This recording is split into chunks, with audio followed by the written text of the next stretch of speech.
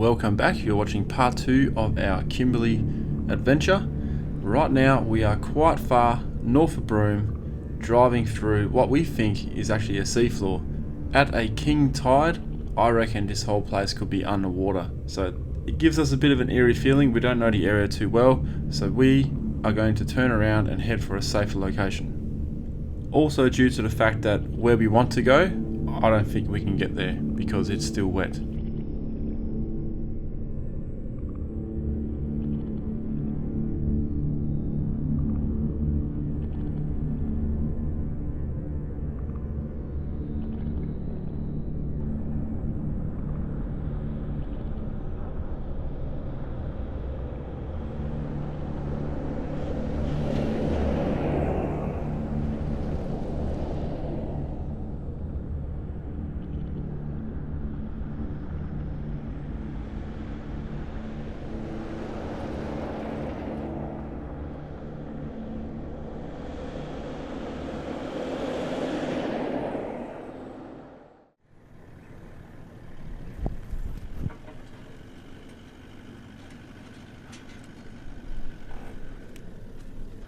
Just picking grass out of the Jeep. It's picked up a lot of grass on these tracks. Not something you want, because it may get hot and start a fire. There's a bit of a fire off in the distance over there. They're probably just controlled fires.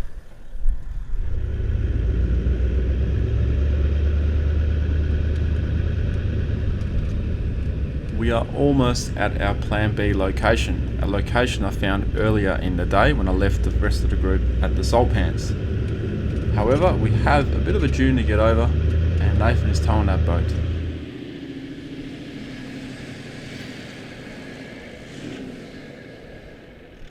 This is in fact Nathan's third attempt to get up this dune, but he has just taken out another 4 to 5 psi out of his tyres, and it makes a world of difference.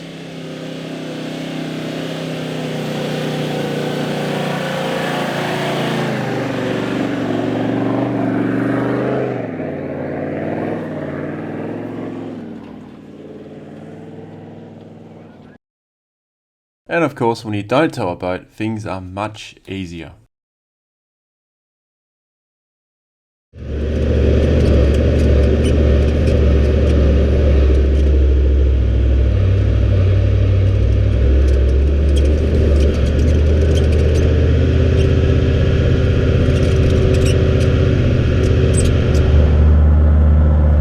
Right, we have arrived at our destination. It's very soft, the sand here.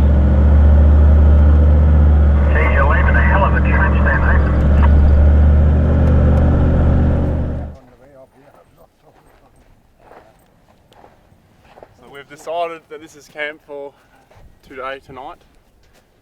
There are big fish in here. Hopefully no crocodiles, because we all want to have a swim. I don't think there will be. 12 will find out for us. How high is the water going? Am I going to camp on top? Yeah, the tide is going to come in. It will be on its way in soon. The tide will be on its way in soon. Oh, that's something. Can you do that again? And if you have a look over here, you can see the tide mark. So we suspect the water should come up to one of those three there, depending on the height of the tide. And all this here should fill up with water. And the keen fishermen, they're waiting for that to happen so they can throw the rods in, because all the big fish should be coming in chasing the small fish that are trapped in here. That's the ferry they're going by anyway. Time to set up. So I've just come back from the Jeep, fixing the Jeep. Now just tightening some lights up, there's nothing wrong with it, thankfully.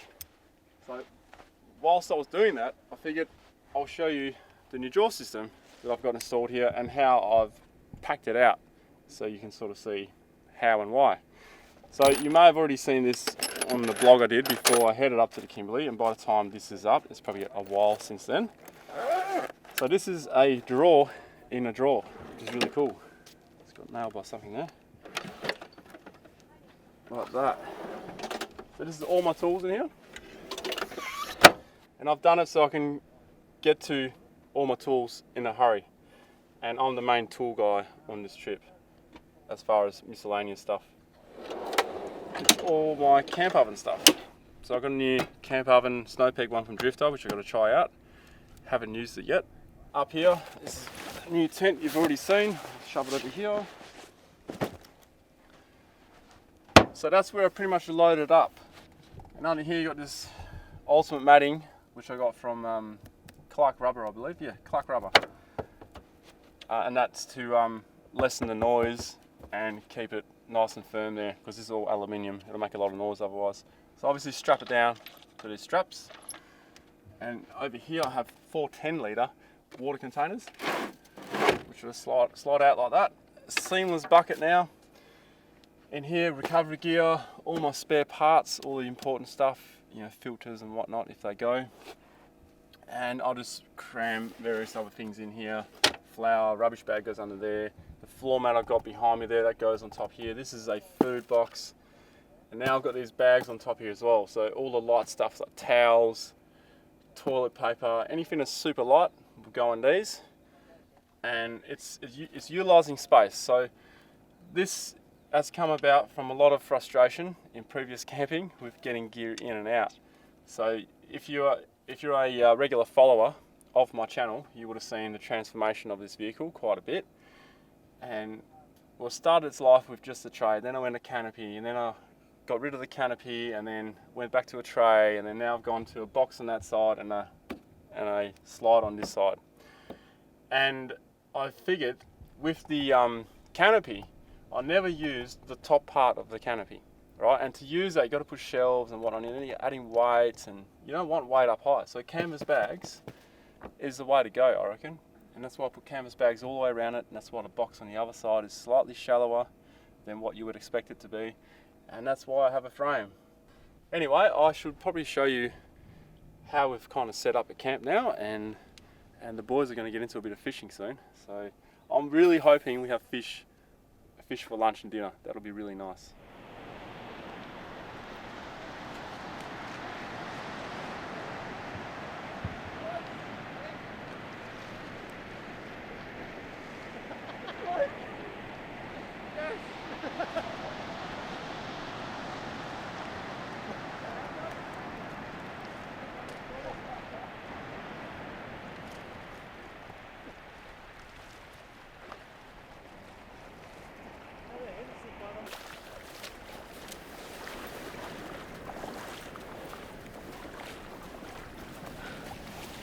Alright, so John went for a swim across the other side and found a previous camp. There's a bit of rubbish there. We're going to go back there and clean up their fire.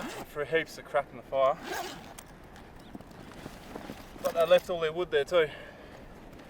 Jarrah. So we were actually going to go for a drive out of here and find some dead trees. But hey, Jarrah burns way better. And we want to do some cooking on the fire tonight, so perfect.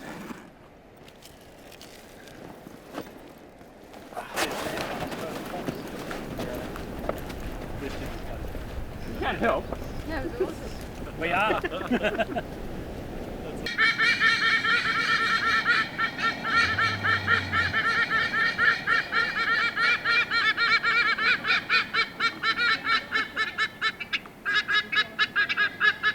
We then had a visit from 2 white-bellied sea eagles. Now these are native to Southern Asia and of course Australia. And they were getting harassed by these smaller birds which we are guessing had a nest nearby and they were trying to protect it. And turns out they caught way more fish than we did.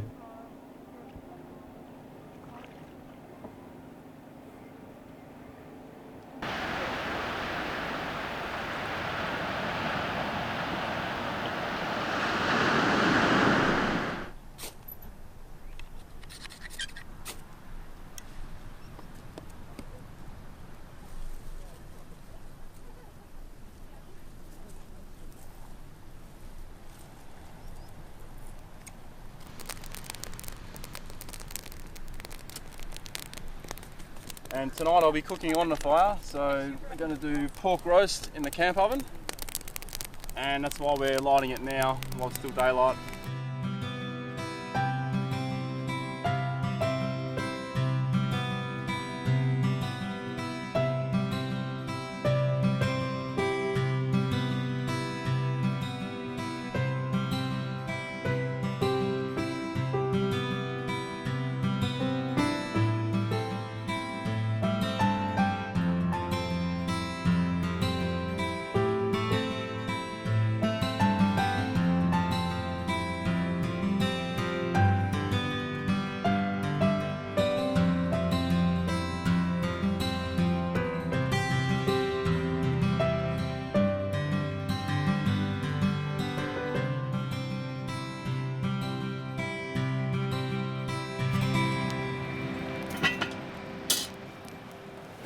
We've got 2 camp ovens on the go.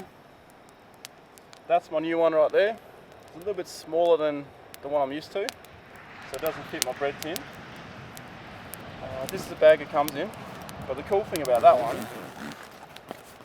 is it comes with a pan as well, which sits inside it.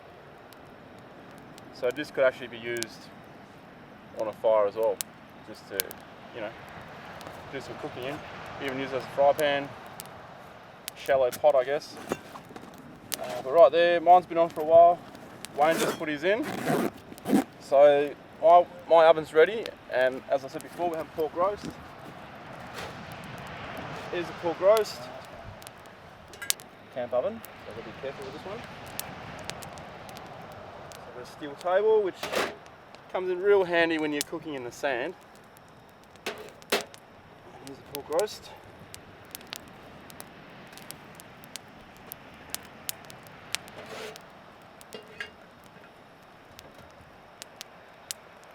I don't want to drop in some sand. Now I mainly want to concentrate heat from above.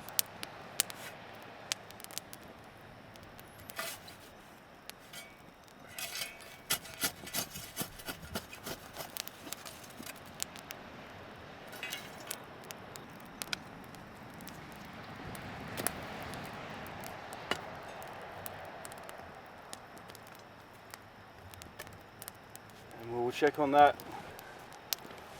in about half an hour. Just want to get the crackle going first, and then I'll add some onions and stuff just for flavour, and we're going to have rice with it. So you'll see it when it's done. So while my pork roast is roasting away, let's not forget about Wayne and Sarah's meal. They are doing bacon wrapped chicken with roast vegetables.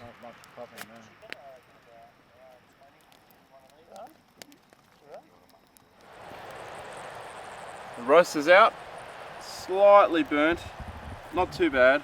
It's just kind of burnt on the flank there. Added a bit too much heat on at the end, but it's going to be still going to be very good. It's just that edge there. So while this rests, I'm going to cook some rice, and then we're going to eat.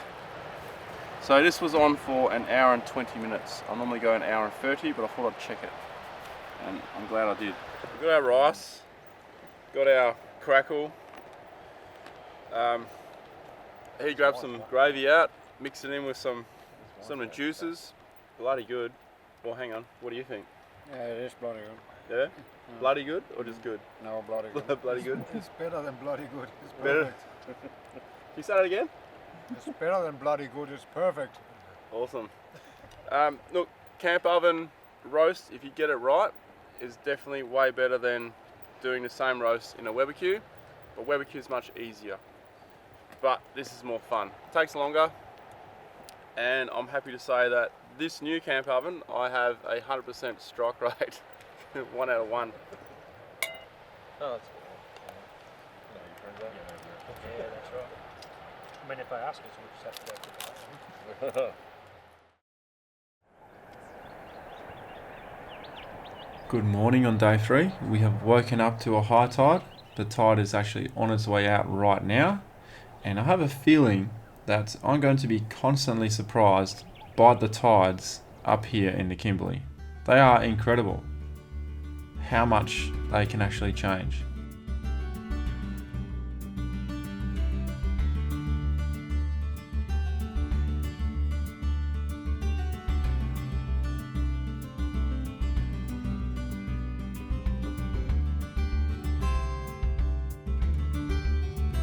And it's not just the tides that are amazing up here.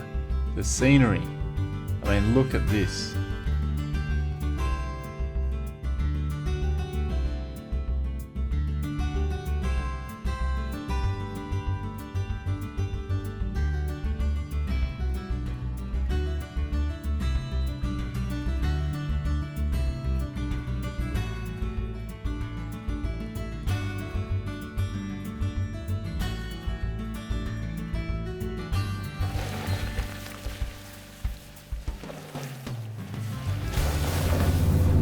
How you going on this sand, Nathan?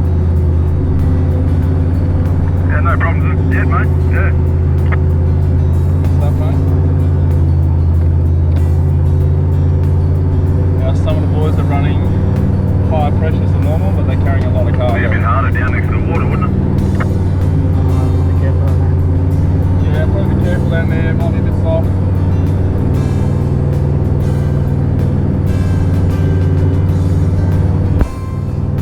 The tide is on its way out.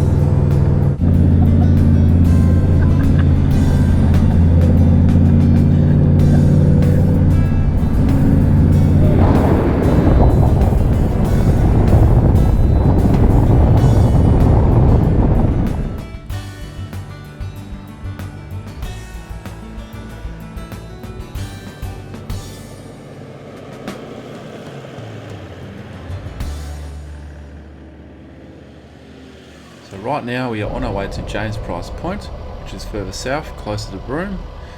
But on the way, we spotted these rocks, all these rocks formations that have been exposed due to the current low tide.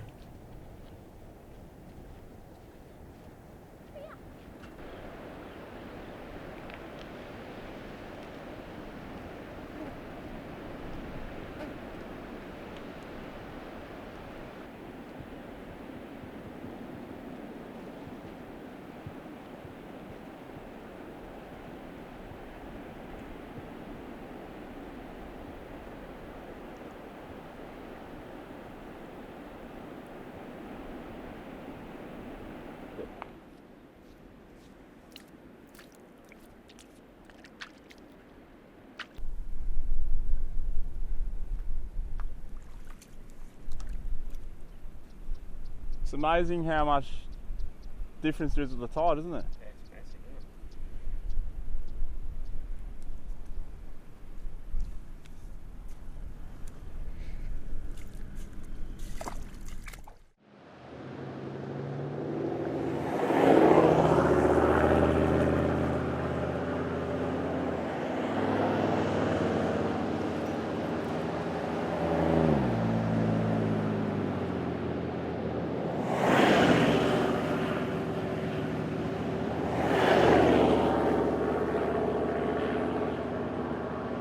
From where we left this morning, all the way down to James Price Point, you can only drive that beach at low tide. At high tide, the water can actually come all the way up to that red rock you can see there.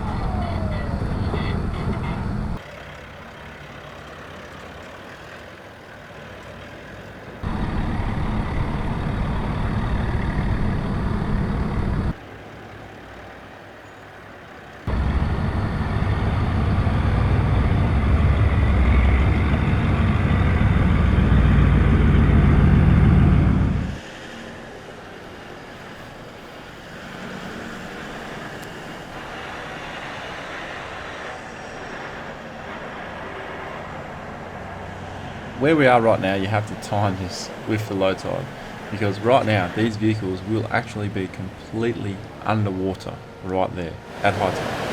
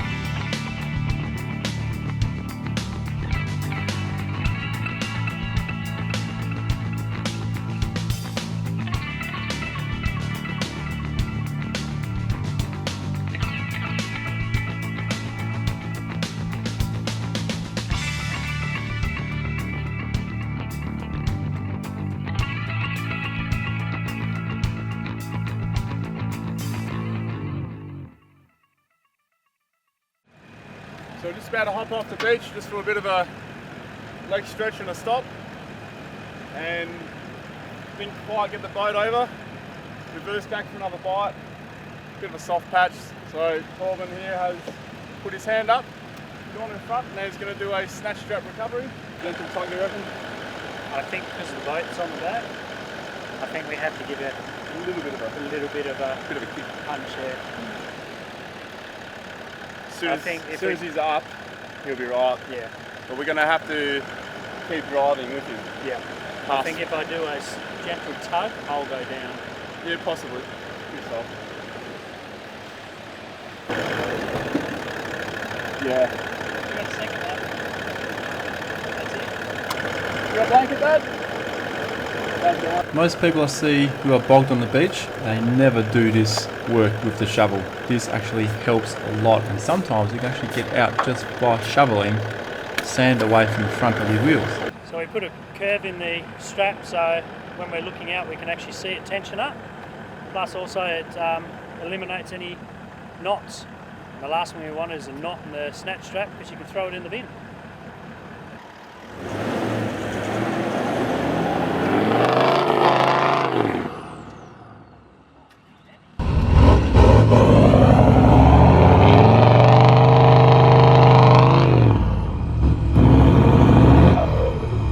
As you can see, recoveries don't always go to plan, and don't beat yourself up when that happens. Just have a good laugh, reset your strategy, and just get out of there. But don't rush it. Do not rush it. 2 crews are stuck. I'll snatch Torben out of the way, So are we recovering the recoverer? and then I'll have a go. With the sand being so soft, before our second attempt, the max tracks are coming out. So look, the soft sand. So what are you thinking? Do you want to pull me out first and then go back and get him, or Yeah, if you come up here, move the max tracks in your reverse. Recoveries are all about teamwork. Everyone pitches in a hand, but everyone follows one person's instructions, and I'll get to that a bit more.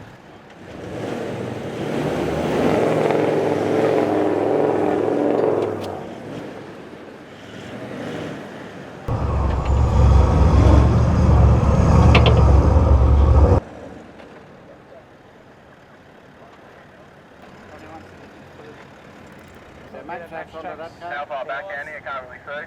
Probably just about here, Brian.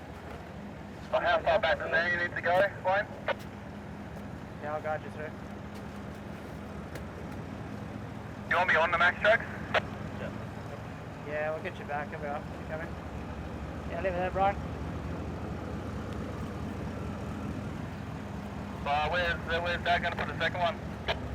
Yeah, let's hook you up first. Hold In there. the event of a recovery, always only pick one person to be the chief to coordinate the whole thing. In this case, it's Wayne. So this is a soft shackle. I got this from the US, and I'm now going to join 2 straps with a soft shackle rather than the old magazine trick, weaving it in and out. You don't want to do it with a metal shackle because that could go and kill someone. But this will still give someone a fair whack, and that's why we're using these blankets, which Andy is holding right now. How do you think we'll go, mate? I'm hoping. So am I.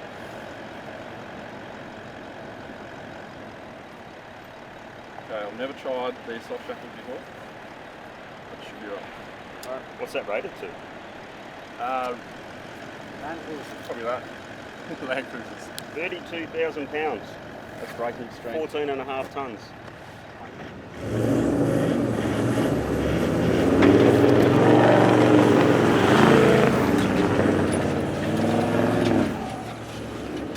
We use 2 snatch straps, and this actually makes the recovery a lot more gentler because you double the amount of stretch that you have. Perfect for this kind of situation. Best way to roll your snatch strap up, I find, is this way. You find like the common end. Ooh, let's get it more of a roll.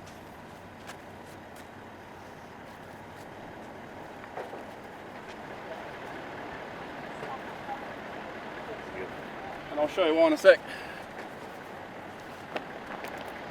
Off you go.